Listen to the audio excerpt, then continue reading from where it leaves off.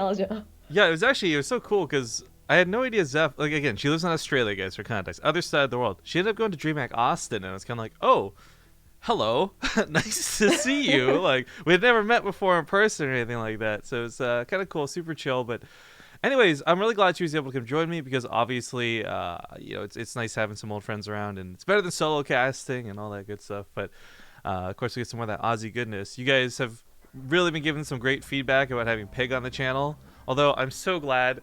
There's a small hiccup we had on stream on Monday where I had made a Doctor Evil reference from Austin Powers. Yeah. Pig heard Doctor Strange, and I thought, oh shoot, I probably said Doctor Strange like an idiot. Oops, so now this is awkward and cringy. Of course, with Rifkin. Went back through the VODs, said Doctor Evil, did it the first time. Oh, yes. Oh, no.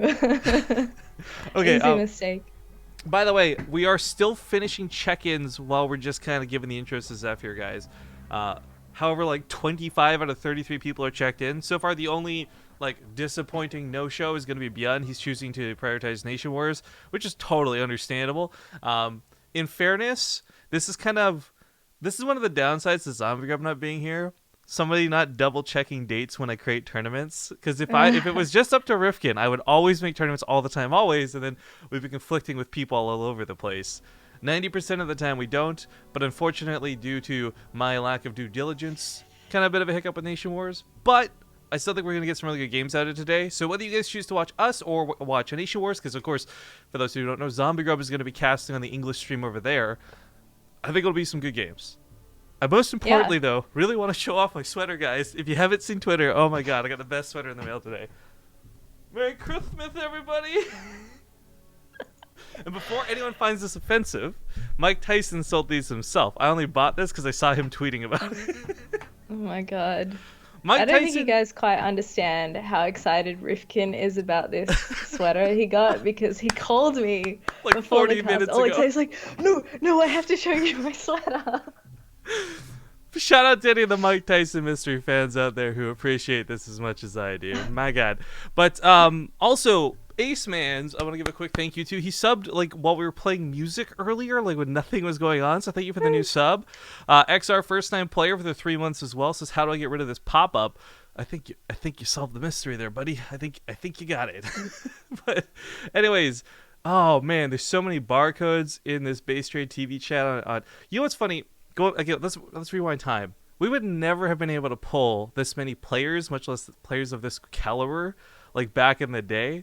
So that's kind of I guess for me, what's nice, normal now, but for you, a huge jump, right? From like what we were doing in Base Street Cast and the Zotac Cup, we'd be blessed to see Hyun once in a while type thing, versus now where, oh my god, there's Solar, there's Patience, there's Stats, there's Innovation, there's Impact, like this list is sick, Gumiho, etc. Like, oh.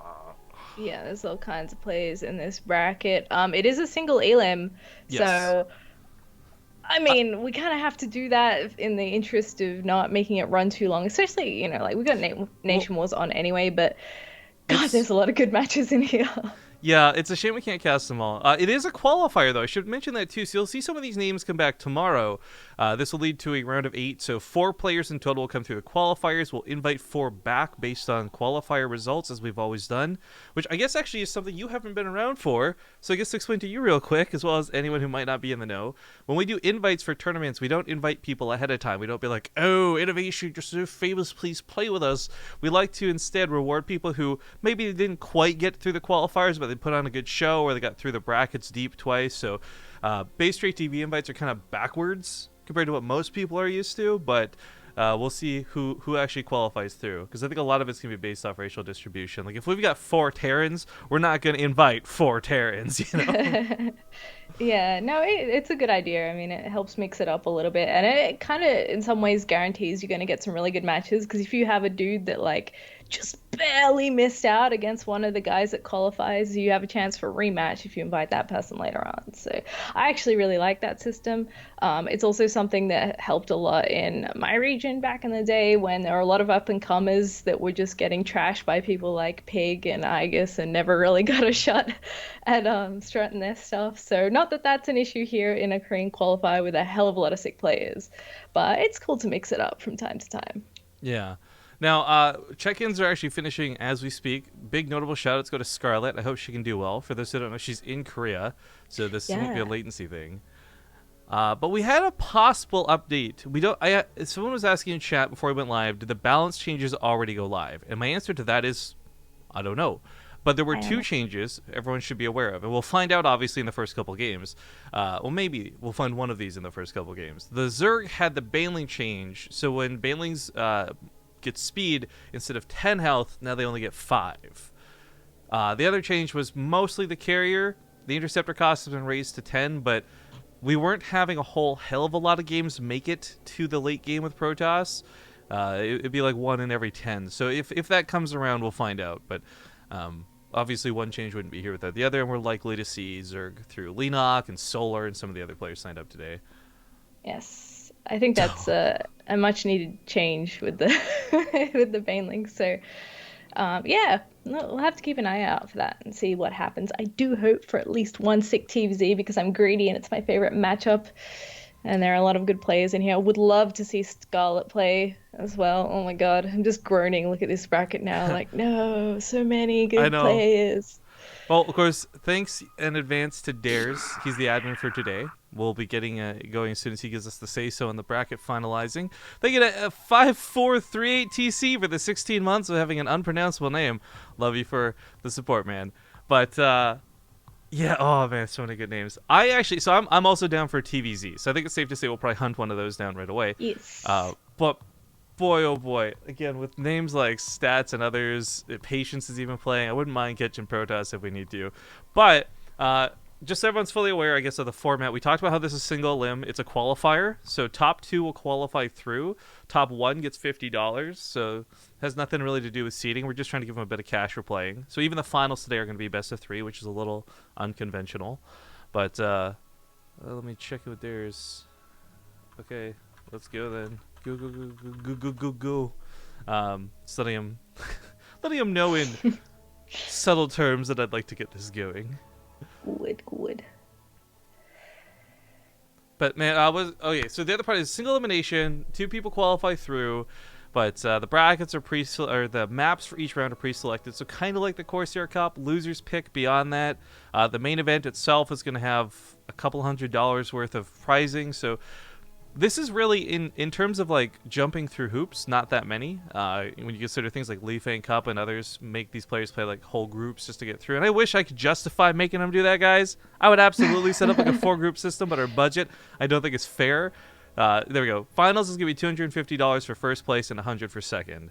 And of course, with people qualifying getting $50 each, it might be a little bit more. Delicious dollars. Can't complain at that. Oh, looks like the bracket is live though, so let's give a refresh and see who made it and who didn't. Oh, still some pretty good check-ins, I gotta say. Oh, I really want to cast like top half because you get possibly super and innovation, you get patience and style. Let's talk about TVPs. But if we do Leenock versus Scarlett, that goes directly into Zerg versus Ryung, and there's that TVZ we were hoping for so desperately. So, that sounds juicy. I think we might need to go with that. I think we do too. So first map's gonna be Echo. I'm gonna host this up. Oh man. And given how good innovation's going as well, and he is on the top half of that bracket as well, people like Keen and Ryung are on the second half, bottom half, I should say. We could get a cool TVT. I've been hunting down TVTs a little bit as well in tournaments because I really needed that siege tank change for my soul. Like it was just painful to watch TVT because I just had that like empathy for the players and whatnot. No, It's cool. man, I am so much on the opposite side of this. First up, I Really? love TVT now, and I loved it before. Like I don't have any dislikes or huge negatives. But the thing I always really liked about the tank, like, okay, I will not at all pretend like it wasn't frustrating. There's definitely situations where you're like, WTF. But I feel like the tank micro really showed off just that. Like, it showed off who was better at micro, who understood, like, Han has to shoot first against Greedo, like, that sort of logic. I don't know. I'm sad that it got changed, but I'm also very happy with the change. So it's kind of like, Yeah. Yeah, look, I TVT was the only matchup I sort of had a problem with it for. Like, don't get me wrong, still love TVT. It was still great to cast. It was just that sort of doom drop play that's Yo, still such a problem in TVT anyway that made me kind of go like, I don't know how I feel about this. how did I not see Zest's name on the bracket? Wait, who? Oh, he is Yeah, there, right fam. against Punk. Oh man, we got. Oh, Zest. Oh my God, it could be Zest versus Innovation in the semifinals if all things go according to plan. Wow, be still my beating heart. That would be delicious. But we'll see. We'll see. Zest actually had the most phenomenal game versus Leenock at IEM. Most of you may not have seen it because we were casting on the B stream, but oh, 10 out of 10 recommend. That was like the best game I've ever seen. Really? I can't remember if I called that one or not. You know what? I'm gonna write it down. It was like a crazy Fresh. base trade. So if you got it, you got it. If you didn't, then you probably would know. We got Crank joining us as well. Crank's going to be casting in Korean, so shout outs to him. But looks like he doesn't want to cast a ZvZ, so he bailed pretty quick. But that's okay. All right, we're going to get the show started. Wow. Thank you for all the hosts, by the way. I love seeing that auto host button just fill the hell out. But we got Scarlett versus Leenock. Winner plays Ryung. They're saying go, so I'm not going to hold them up. Let's get this party started. Of course, I should probably tweet about this, but I'm terrible. Oh, we're also going to find out whether the names got fixed. I'm not sure if you're aware of this, Seth, but player names are not displaying their actual names for the last week. It's been Really? good fun. Okay. That Yeah. is news to me. That sounds very painful. So we're casting Solar on his actual account named Solar, but I guess his BattleNet account is a barcode, so he was showing up as capital L's in game. Wow. All right. Well, I'm glad that's fixed up. I'm just gonna do a quick tweet from my phone. Oh, you're the best. I'll just retweet it. Pff, easy peasy. Yeah. I don't need to do any original work. All right, ladies and gentlemen, you're seeing the Corsair sponsor down below, but this actually isn't even really a sponsored event. This was kind of a, I wanted to do something over the holidays. Zeph was willing to join me, so we threw some BaseTradeTV money at it. But don't forget about our lovely sponsors. Make sure to check them out down below. All that good stuff. But let's get into the game, because this is the first in what is going to be several best of threes today. In the top left side of the map, we got the pink Zerg player. She's actually staying in Korea. It's none other than Scarlett. And in the bottom right, spawning in the red, one of my favorite Zergs of all time, actually. This is Leenock. Of course, I was foolishly playing the game on Korea, if you can believe it, so I gotta turn off my mouse scrolling really quick. There we go. Scarlett and Leenock, I think, is going to make for an excellent ZvZ, and I love that this is actually a same server situation, because if this was Scarlett playing from North America and Leenock playing from Korea, there's a lot of arguments to be made for latency, but this is about as dead even as it's going to get outside of like a quote-unquote offline finals. Both of them are in Korea, both of them have been looking pretty darn good, and I think Scarlett's a lot better at ZvZ than some of these other matchups. But we talked earlier, and I'm going to bring it up again, there was a potential nerf to Zerg that has gone through. They were discussing it, of course, on the balance changes, saying that Banelings, Leenox? Banelings are only going to have +5 health when they get the speed upgrade instead of 10. Now, you don't typically see speedlings or speed Banelings in ZvZ, I think, but maybe we'll get a taste of it here, maybe we won't. Oh, so they changed the skins on the overlay to match the skins in game. That Overlord looks very odd on the production tab, I must say. Oh. Yeah, didn't even notice that. We pointed it out. Well, they were coming up as a blue box for the last week, so it's noticeably different. Yeah, I've seen it like on people's streams a little bit, but I just like totally didn't click until now that it actually changed. So I am observant. Well, luckily I'm the observer. Oh, very clever. Dad jokes. But okay. As far as openings go, pretty standard stuff out of both. No one playing really greedy. Leenock was actually playing, I will say, pretty close to the vest in terms of standard while he was doing his run at IEM. I was really sad he didn't get further into it because I thought he was playing very well. But again, this is just kind of like an online cup. It's a qualifier. It's a lot more of a relaxed setting. Maybe this is where he'll feel a little bit more comfortable playing from his home. Yeah, for sure. Leenock, I love his playstyle. When he is like switched on and bringing his A game, he's just absolutely insane to watch. But he's one of those players that, you know, he sometimes just doesn't quite perform on the day, which is a shame because I love to see him get deep in tournaments. But not to worry, we'll see what he has against Scarlett today, because I mean she is a fantastic here as well. Yeah, this was a really interesting scout. Both of them just gearing up towards a hell of a lot of lings right now. Scarlett working very diligently to knock down the cooling tower to make sure that this is going to be one less path, one less avenue Leenock can attack through. 3 of her bases now consolidated to 1 choke, whereas Leenock still has a bit of an opening should Scarlett be the one to be aggressive. We've been seeing a trend too, whether it's roaches, whether it's lings, no matter what it is, the aggressive Zerg seems to be the better Zerg lately. But right now, Leenock has so many more lings than Scarlett, she's just now rallying them across the map. So she pulls back, she's going to try and get a fight favorably in her position, but it's going to be a little bit awkward. They're actually about even on lings right now because they're both doing the exact same build, more or less. Leenock just with a slightly earlier third there. Nice position on the top of the ramp, does push Scarlett back a little bit, but he himself may fall victim to that. So it's just a bit of dance back and forth here. No one should really gain any ground in this situation. Although that said, I think Leenock might have just pumped out a few more lings. Well, so it kind of depends on the position that you engage in. They're both on similar worker count. Scarlett's got her roaches starting up. Defender's advantage may kick in. She just actually took a really nice engagement with those lings. I don't think Leenock was expecting that to go so badly for him. But as this starts moving into roaches, the concern for me is, okay, Scarlett's only making 3. That's not that scary, but Leenock's still making none. And if she manages to bank up like 8 or 10 of these, she's going to be in a real power position. Yeah, absolutely. The scary part is trying to get to that bigger mass of roaches, though, because when you have so many lings, they actually only need us round on the first few roaches that you put out, and they're not that much more useful than anything else at that point because they're doing their melee attack. They're not used to their full potential. But like you said, you know, defender's advantage comes into play a little bit here. It looks like Scarlett should have plenty of time to get all of those roaches out. Another 5 about to pop, and Leenock, he is now running back home. Yeah, I mean, his roaches are coming out shortly, too. He's going for a Banley nest. If he actually gets a Banley or 2 out and just washes all those lings away from Scarlett, that'll be fantastic for him. But, oh, he manages to completely juke and jive, go around Scarlett. He's going to cut off the reinforcements. Of course, the lings, not so great when there's a lot of roaches, but fantastic at surrounding a very few. So Scarlett's reinforcements are caught off guard. However, other side of the map, the drones are pulled. The natural base is already compromised. Scarlett's hopping on top of not only the hatchery, but also the roach warren.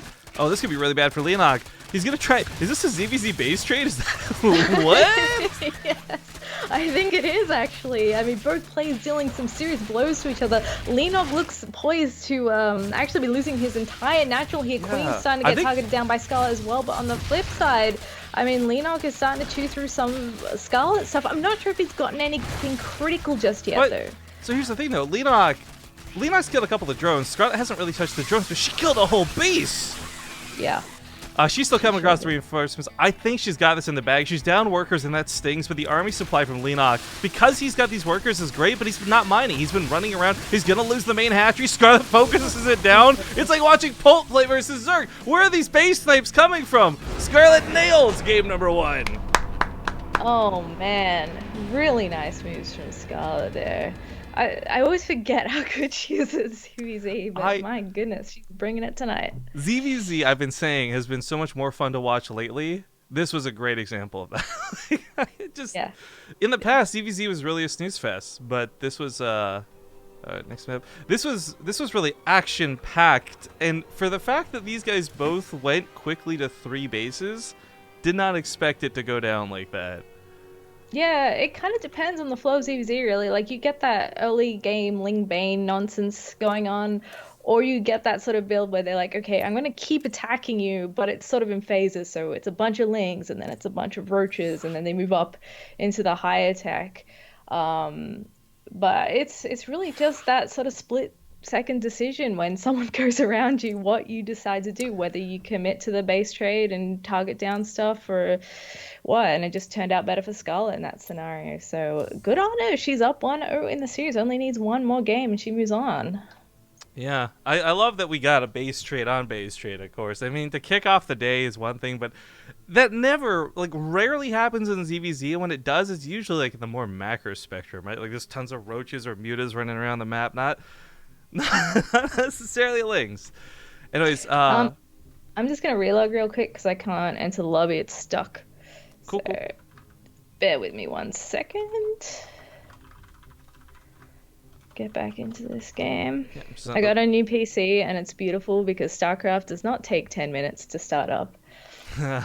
when I got my first SSD on the computer and I turned it on and it actually turned on like right away, I was like, Yeah, "Whoa, man! What? Too fast, too furious." You know what I'm saying? Like, WTF? exactly. This is my first time with an SSD as well, so it's good times. I've joined the 21st century. Glad to have you with us. Some in the chat's asking why were a bunch of players removed from the bracket.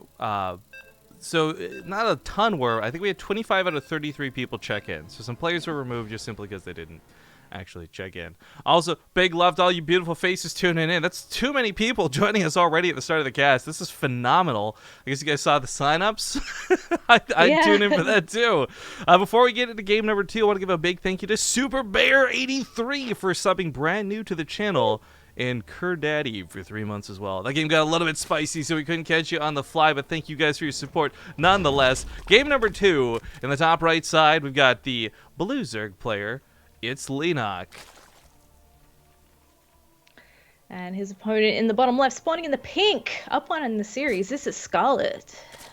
So, some cool news outside of StarCraft for a moment. We've pretty much put down most of the groundwork. Things are good to go, and the BaseTradeTV / On Fire / whatever you want to call it, Korean training house is going to be happening in January, guys. We've been working with Scarlett and, of course, No Regret very diligently, and they've been awesome to work with as they've been kind of our on-the-ground crew. And hopefully we'll have some announcements to make in the near future, but who will be staying with them at the Korean house. Should be some good times. Yes, very excited for that. That is an awesome initiative right there. And my God, I'm actually worried about someone like Scarlett being in Korea because she's already so good. She's only gonna get better. Well, I really want to see her do well, not just because, okay, it's Scarlett, we all love her, but the fact that she's willing to take that extra hard challenge, by staying in Korea to compete versus just, chilling at home in North America. Respect. Yeah. Super respect.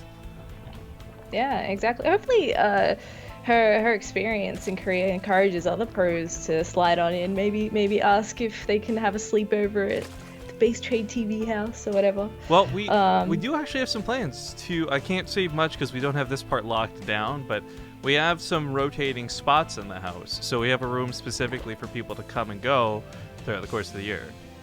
And we've talked to some pros about it, guys. Some are interested for staying 2 months, 3 months, but they can't commit to a full year. So we got kind of a rotation in the works. Now, variety. Scarlett puts out some early lings, and she tries to sneak around the side of the map. Leenock, I don't believe, saw that with the Overlord in the middle. He's in fact still droning. He's got a couple of his own lings and a queen. It's not going to be too devastating. Although, if he gets caught early. He needs to be a little careful. He has gone for the gasless option, and Scarlett will scout that in just a moment. It would be nice for her to get into the main, just confirm that that's what's going on, seeing as she's only seen the natural. But she'd probably have an idea anyway, and that gives her a little bit of mobility over Leenock in the early stages here. Especially if she sees that spine crawler, she'll be like, okay, you're really not going to send anything at me anytime soon. I am free to drone up. I've got the map. So she can breathe easy and figure out what she wants to do from here. It's weirding me out seeing that new Overlord skin on the on the Overlord. I mean, it's cool to see, but it's just so different. It's slightly different too. So I'm like, what is this new unit she's making? Is she making a swarm? What is that? Anyways, as far as timings go this game, Leenock ends up getting that roach swarm pretty quick. Scarlett coming back in from the check on that as well, so knows that she needs her own roach warren and slaps it down immediately so. Yeah, so this is kind of turning out to be pretty much the most stock standard ZvZ build you can do. I mean, we've seen sort of 2 variations of the opener, one with gas, one without it. It's the same result. You get your roaches, you get your +1 attack, and you try and use that attack to get an edge over your opponent. So in this case, Scarlett's +1 is going to be a little bit earlier. If she can push that window, that will be great for her. It looks like both players should be heading towards a third base.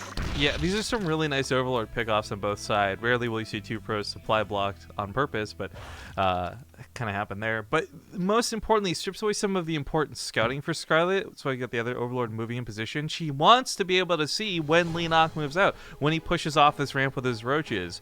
The Overlord that's scouting over the ling over here, the third base, it feels like a lot less important than knowing the second those roaches are coming across the map.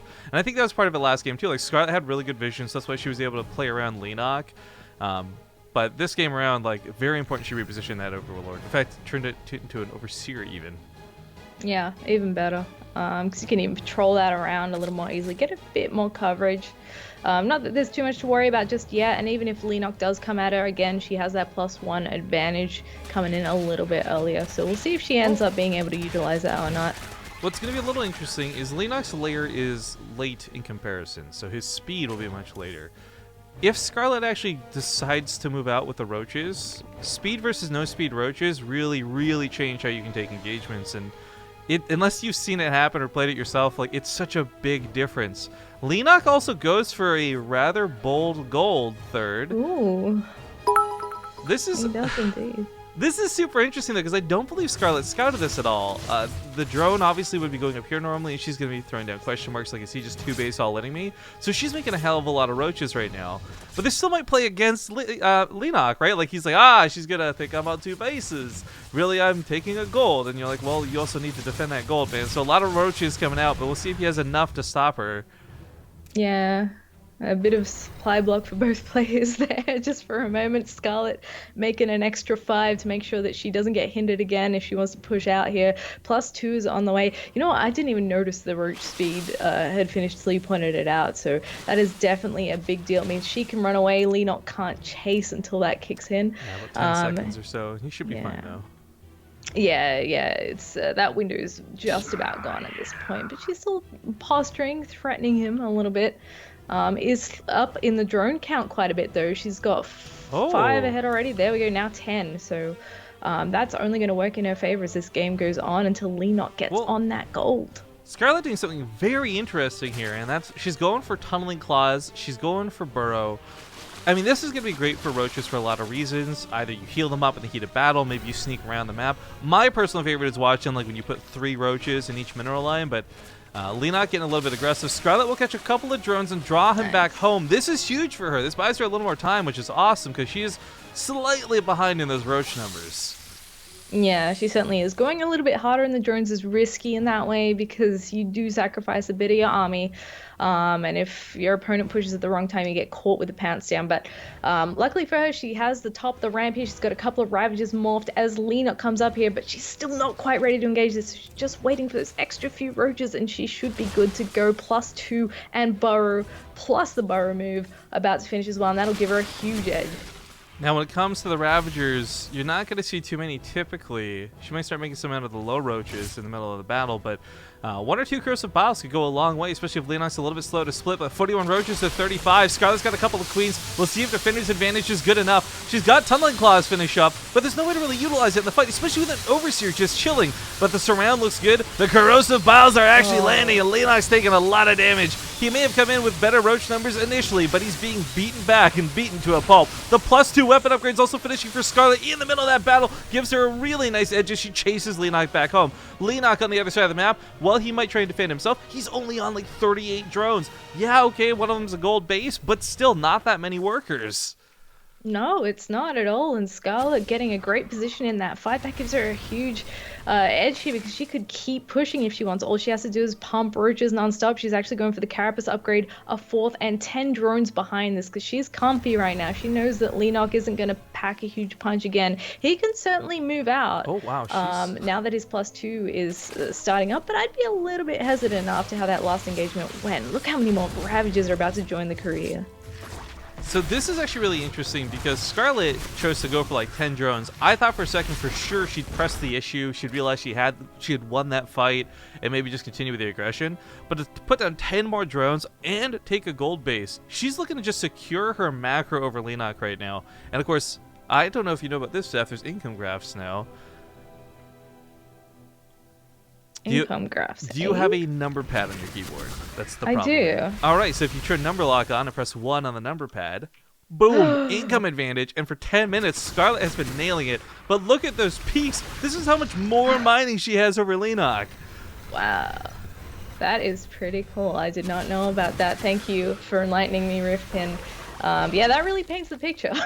She is just powering out with her economy. And look at this now. She's just 10 roaches at a time. She can keep pumping those out. She's getting very close to maxed out. Oh, A little closer than Leenock. In fact, she's just about there. Leenock is down at 153 supply. This could be a little bit awkward. She's just segmented a lot of roaches off to set up a back attack, but unfortunately, Leenock was moving out at the same time. So she does kind of get caught doing this, but she's going to pick off the roach warren.